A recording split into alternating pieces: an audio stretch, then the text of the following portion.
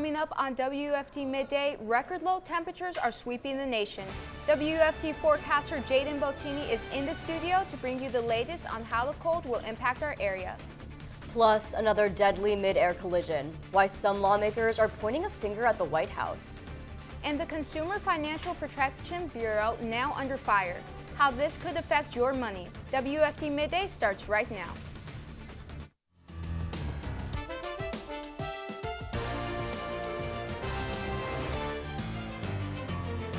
You're watching WUFT Midday. Temperatures are dropping to record lows nationwide currently. The cold weather has led to freeze warnings being issued in the majority of north central Florida. The area is bracing for the next round of winter weather. This is WUFT Midday. I'm Carle. And I'm Avlontis. The weather is pummeling millions of Americans from coast to coast. Let's get right over to UF forecaster Jadyn Bottini live in the weather, timing out the cool down and how long the system will stick around. That's right, it is pretty chilly out there today, and we're seeing an even colder tomorrow. Tonight, though, we're under a freeze warning from 2 a.m. to 9 a.m. tomorrow for many inland counties across North Florida. This includes Alachua. Looking at campus right now, a couple of clouds out there, but a pretty beautiful day, 58 degrees, winds about 13 miles per hour. It's feeling pretty chilly outside. Our temperatures right now, 56 in Gainesville, 56 in Ocala, 53 in the Villages, and 54 in Crystal River. Looking at our satellite, our front that was over us yesterday is now off the east coast, left us with some clouds, but what it's really causing is this snow and winter precipitation in the north, and right now our northerly winds are going to bring that cold air towards us, and we're going to see that drop in temperatures tomorrow. Tonight by 6 p.m. we're at 51 degrees, by midnight we'll be at 37, and by 4 a.m. we'll be at 32 degrees, and that's why we're issued that freeze warning. Coming up, we're taking a look at that freeze warning, a colder day tomorrow, and warmer temperatures into next week. In light of our colder temperatures, the city of Gainesville has activated its Cold Night Shelter program starting tonight until Saturday. St. Francis House and Grace Marketplace will provide shelter at night to those in need. St. Francis House serves mainly families, women, and children, and Grace Marketplace will provide shelter for adults.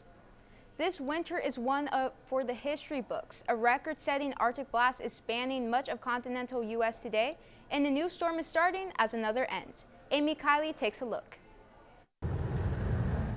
If you must be outside, cover any exposed skin with gloves, hats, scarves. Forecasters say cold from an Arctic blast is peaking in the U.S. today. They say it could set more than 100 daily temperature records, with some places hitting as much as 50 degrees below normal. The cold snap spans from North Dakota to South Texas, and it's spreading east today. Single-digit temperatures are dangerous. They can be deadly. Frostbite and hypothermia can occur quickly. Meanwhile, snowy weather continues in much of the country. A new winter storm is hitting the Northwest, causing a blizzard warning in northern Montana. And the Arctic blast is strengthening the earlier storm system that brought snow to Mississippi yesterday. Some of the bridges are a little iffy. It was still snow mainly, not ice. Now it has dropped a lot and it's a little worse than it was. Today, that storm is pushing through mid-Atlantic states. Its departure is likely a relief for areas that saw catastrophic flooding over the weekend. In North Carolina, the snow is challenging ongoing hurricane recovery. We will continue responding to the Helene Recovery 2. Work will be ongoing even through this week as the storm hits. I'm Amy Kiley reporting. People are dead after two small aircrafts collided mid-air over Marana, Arizona Wednesday. The crash is the latest in a string of aviation incidents, beginning with the January 29th collision of a passenger jet and Army helicopter in Arlington, Virginia, killing 67 people. This as the Trump administration slashes the federal workforce, including firing several hundred Federal Aviation Administration employees. The acting FAA administrator insisted passenger planes are safe, saying, quote, "The agency has retained employees who perform safety-critical functions," but one fired FAA employee disagrees. I do think the American public does need to be concerned about, not only my firing, but also the firing of so many public safety, national security professionals at the FAA. The White House is now facing backlash from lawmakers who say the president is putting Americans at risk. The long-standing constitutional promise that anyone born in the U.S. is a citizen stands, at least for now. President Donald Trump's executive order to end birthright citizenship is facing another challenge. The Justice Department appealed a ruling that blocked the order, but on Wednesday, the Ninth Circuit Court of Appeals declined the request. The decision now means the issue will likely end up in the Supreme Court, where the justices would make a final decision. The Internal Revenue Service is expected to fire about 6,000 workers today. That's according to a source familiar with the agency's plans. The source revealed that the workers expected to lose their jobs are largely auditors and support workers involved in compliance work. Many were recently hired by the Biden administration and are still on probationary status. The firings come less than 2 months before the April 15th deadline for Americans to file their taxes with the IRS. We'll have this and more on this story for our Spanish language audience coming up soon. Replicas of creative works made by Israeli artists are now on display in Gainesville. WUFT's Bernardo Montas visited a new Gainesville exhibit examining reactions to the war in Gaza through art. The chance to display Israeli artwork in Florida was one event organizer Dr. Yaniv Feller couldn't pass up. For me personally, it is an opportunity to highlight their stories. Stories that are far from ordinary. The exhibit, titled October 7th, displays work made by artists directly impacted by Hamas's attack on Israel. It opened Tuesday evening at the Norman H. Lipoff Hillel building. The work shown in this exhibit isn't exclusive to artists who survived the October 7th attacks. It also includes works by artists who didn't. Their work depicts themes of strife, anguish, and fear, themes prevalent in other works in this exhibit. Veller says this project offers a unique perspective on the over 500 days old conflict. Art has a very powerful message to convey. It is a medium that we don't often think about enough when we think about politics and the news and the headlines. That message hit close to home for first-year student Tovar Stein. He was completing a development program in Israel the day Hamas killed 1,195 Israelis and took 251 hostages. Being here, seeing the pictures, seeing the exhibit, it definitely brings up a lot of really strong memories. Stein says the immediate aftermath was particularly hard to process. I would describe it as like shell-shocked almost. Nobody knew what to do. Every single Israeli in the group knew someone or had family members that were killed that day. Since Hamas's attacks, Israel has killed at least 45,000 Palestinians in Gaza. For Stein, the artwork is a reminder that people are dying, people are suffering, and that's not to say that it's unilateral. People are suffering on both sides of this conflict, and change needs to happen. Bernardo Montas, WUFT News. The Anu Museum in Tel Aviv provided the artwork for the exhibit, and it will remain on display at the UF Hillel Student Center until Friday. Gainesville Fire Rescue mixes wellness with Valentine's fun. Healthy Afternoons with Fire Rescue is a free event where Gainesville residents can learn about their health through fun activities. The community gathered to celebrate love and wellness at the residences at Oakview Apartments. Friends and families danced and got crafty.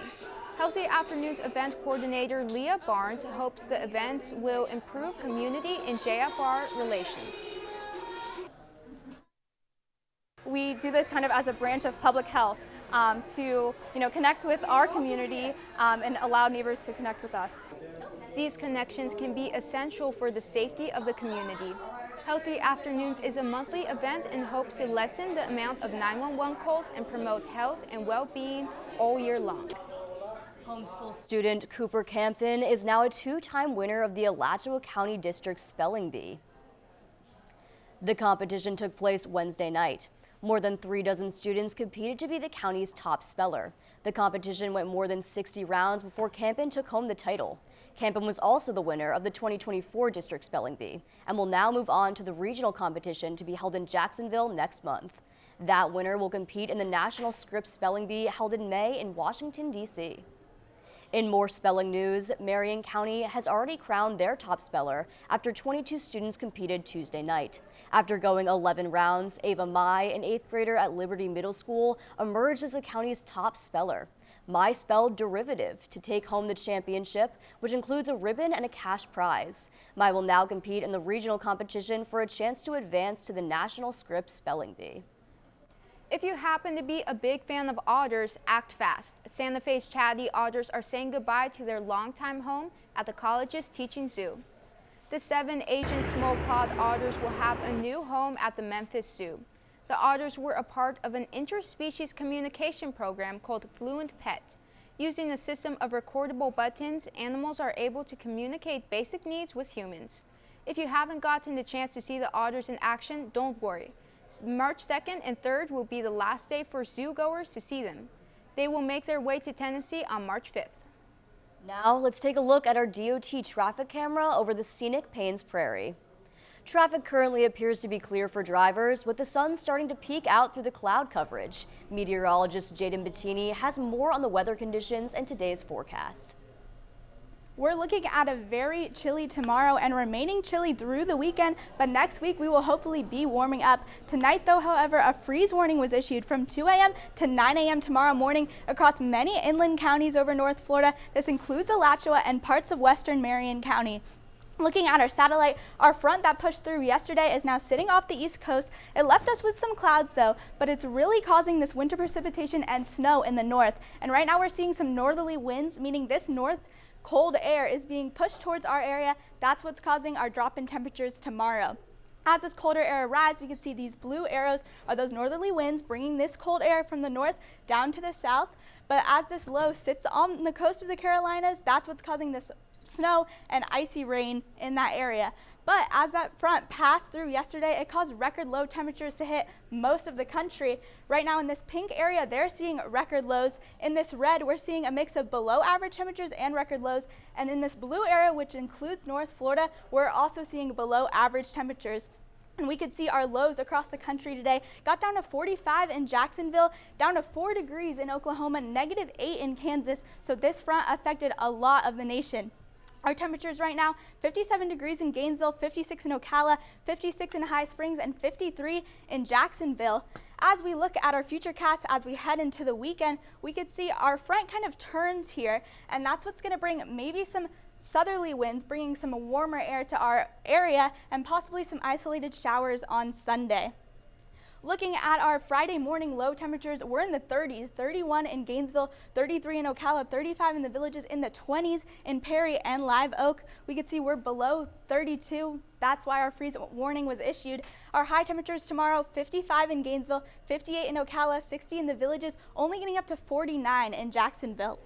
Saturday morning lows, we're remaining in the 30s, staying pretty chilly this weekend, 35 in Gainesville, 38 in Ocala, 39 in Palatka.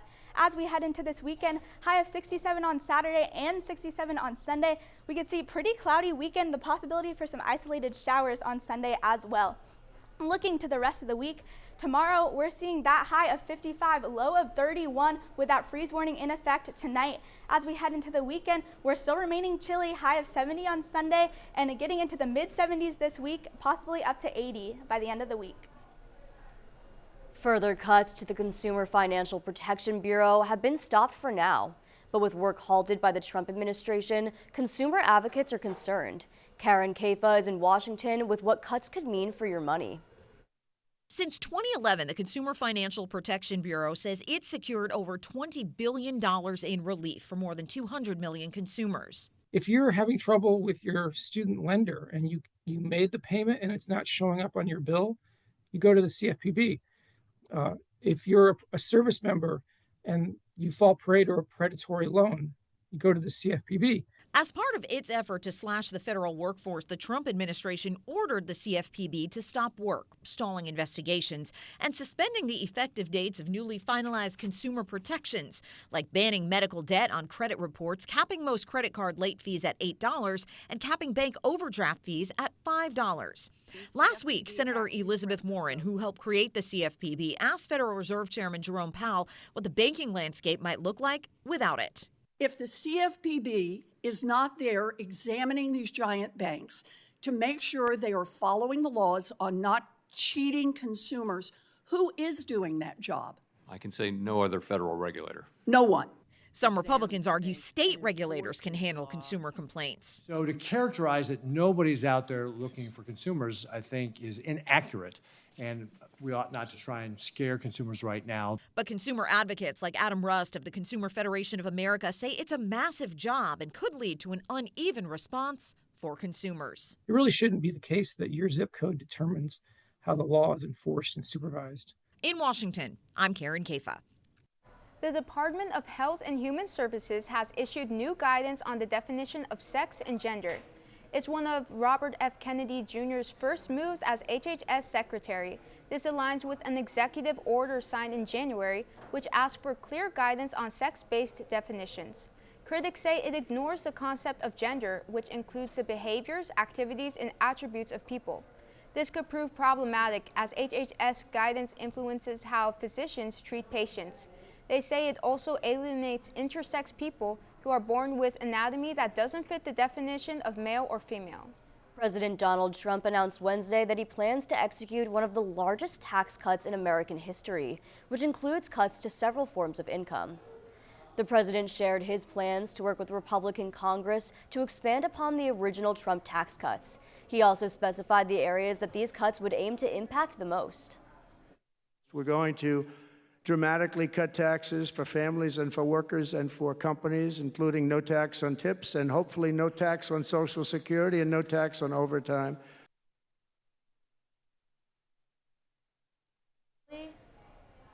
Will help motivate employees to do a lot of extra work. Microsoft announced it has created a new state of matter to power quantum computers that they call a topological qubit. You may remember solid, liquid, gas as the three states of matter, but Microsoft scientists say this is a new phase of physical existence that will power quantum computers. Quantum computing is still experimental technology, but builds off of decades of research into quantum mechanics. They believe these new computers will speed up the development of batteries, medicine, and artificial intelligence.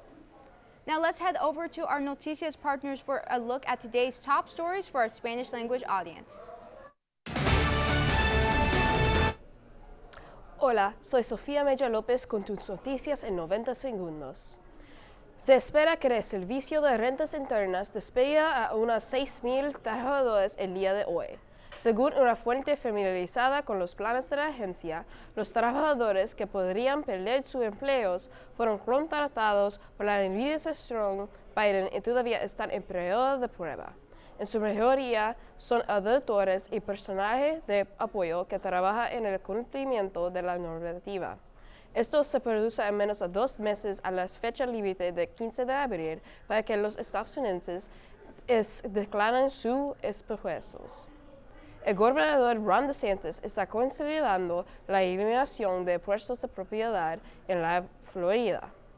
En publicación en la plataforma X, DeSantis describió impuestos de propiedad como impuestos e ineficaces. Para eliminarlos, requieren una enmienda constitucional y por lo menos 60% de aprobación de los votantes. Aunque la idea de eliminar los impuestos puede ser atractivo a propietarios, también puede causar consecuencias graves para varias instituciones. Escuelas, departamentos de seguridad y gobiernos locales cuentan con estos propuestos como fondos. La decisión final será determinada en la sesión de la legislación en la Florida, que comienza en el próximo 4 de marzo. Según el Vaticano, el Papa Francisco ha pasado una sexta noche tranquila en el hospital donde está siendo tratado por neumonía. El pontífice de 88 años ingresó en el Hospital Gemelli de Roma tras varios días de dificultades respiratorias. El martes, el Papa fue diagnosticado con neumonía y ambos pulmones, así como en infección en las vías respiratorias. Nuevos análisis de sangre muestran una recuperación leve de la salud del pontífice. Esas fueron sus noticias en 90 segundos. Gracias por sintonizarnos. Now let's get over to WUFT First at 5 anchor Alex Land with a look at what's coming up on First at 5 on Channel 5. Thanks, Ciara. We're following 3 top stories for you tonight. Farmers prepare for cold weather. We have a reporting team out speaking to farmers now about how this is impacting crops. And Florida ranks first in the nation for deadly intersections. We have a reporting team investigating local dangerous intersections. That's all for your First at 5 preview. I'm Alex Lands. See you tonight.